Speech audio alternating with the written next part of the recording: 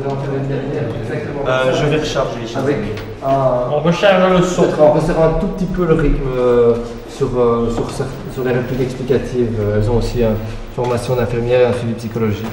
Enfin, être un tout petit peu plus administratif, donc un peu plus roulant. Enfin, disons que je voudrais en faire une dernière en liberté, où vous vous amusez bien, mais on essaie de resserrer un peu le rythme, ça va? L'histoire, c'est celle d'un agoraphobe, un gars qui est sujet à des crises de phobie quand il sort de chez lui.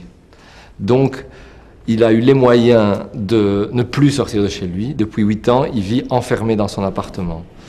Et en plus, comme il est sociophobe aussi, c'est-à-dire qu'il ne supporte pas trop les contacts humains, personne ne rentre chez lui non plus. Et donc, il ne communique avec l'extérieur que par son visiophone. Ce décor, c'est le sas.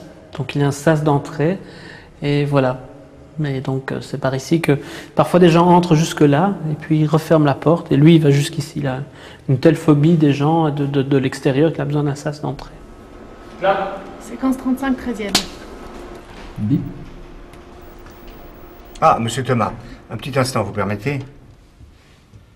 Voilà, alors votre code c'est JM8857. Non, 56. Ah, 56, pardon, voilà. Je suis à vous.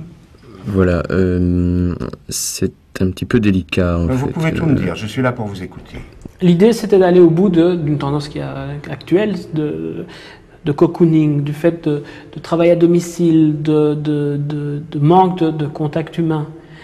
Parce qu'il y a des contacts tout à fait virtuels. Des gens se rencontrent, se connaissent, tombent amoureux par Internet. Donc il y a une tendance à limiter les contacts charnels. Les gens ne supportent de moins en moins leur transpiration, les transpirations des uns des autres, la vue réelle des uns des autres, et c'est de plus en plus restent dans des cocons. Alors c'est à propos de certaines pratiques sexuelles.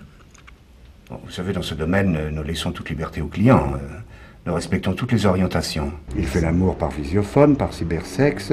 Il parle avec les gens par l'intermédiaire d'un écran. Tout se passe pas du tout comme dans 1984 de Orwell, parce que là, nous avons affaire à Big Brother qui est chez tout le monde. Ici, on serait plutôt dans une société, je dirais, d'Internet, où tout le monde peut communiquer avec tout le monde et où finalement plus personne ne communique avec personne. Vous avez même droit à une assistance gratuite, à une assistance professionnelle. Pardon? Vous n'êtes pas au courant? C'est un service remboursé par l'État. Des professionnels. Vous voulez dire des prostituées?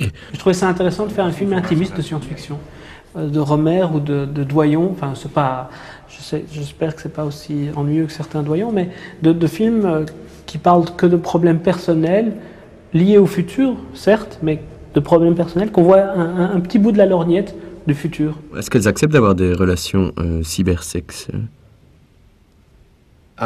Pour elles, je ne sais pas, mais en tout cas pour vous, c'est strictement interdit. Ah bon? On est en fait dans cette espèce de frontière que Thomas a créée. Thomas est derrière nous, on entend sa voix. Devant nous, il y a les gens qui lui parlent, et nous, on est là en observateur, avec impossibilité de retourner notre tête pour voir qui est derrière et qui est ce Thomas. On est obligé de le deviner. Dans le film, on ne me voit pas du tout. C'est un film qui se tourne en caméra subjective, et donc je ne suis qu'une voix. Alors, on préfère ne pas mettre de visage sur ce rôle. Comme ça, les spectateurs imagineront le visage qu'ils voudront. Bon, alors ça vous intéresse, ces services? Je veux dire, c'est professionnel. Écoutez, oui, pour nous l'instant... sommes affiliés à une agence qui s'appelle Madame Zoé. En fait, c'est le nom de la directrice. Et le code d'appel, c'est Madame Zoé, Zoé. 2 fois Zoé. 2 fois Zoé. Oui. Bon, eh bien, merci. Pas de quoi, c'est mon métier. Coupé. Coupé, merci. Ah, elle était vraiment bien, ça. C'est coupé. On a bien pensé la manière dont on voulait tourner ce film. C'est-à-dire que pour avoir cet effet de mettre le spectateur dans la position de Thomas, on a conçu un mode de tournage que j'appelle en visiophonie réelle. On communique effectivement par visiophonie, exactement comme les personnages. Et donc moi, je me retrouve, j'aurais passé tout le tournage dans un tout petit local, complètement capitonné, insonorisé, devant une petite caméra qui me filme, devant laquelle il y a un prompteur sur lequel je vois l'image de l'autre. Et c'est la même chose pour mon partenaire. Donc on se voit comme ça et on joue à 2 étages de distance. Et donc voilà, moi j'aurais passé tout le tournage dans mon trou, là, dans mon petit local avec des écouteurs sur la tête devant un micro et dans 3 mètres carrés en gros. Donc quelque part j'aurais un tout petit peu pu ressentir l'isolement de Thomas, le personnage du film. Oui. Ok, silence complet pour le raccord, s'il vous plaît, attention. On a conçu un ovni. On a construit les plans. Il a écrit un scénario, puis moi j'ai fait la conception avec une équipe. Et puis là, on a construit et on l'a fait décoller l'OVNI. Ça y est, il vole. Et je suis aux commandes de ce truc et je me dis, c'est fabuleux. Pour l'instant, c'est vraiment fabuleux parce que on découvre le monde d'une façon différente quand on est dans un OVNI. Mais je ne sais pas comment je vais atterrir.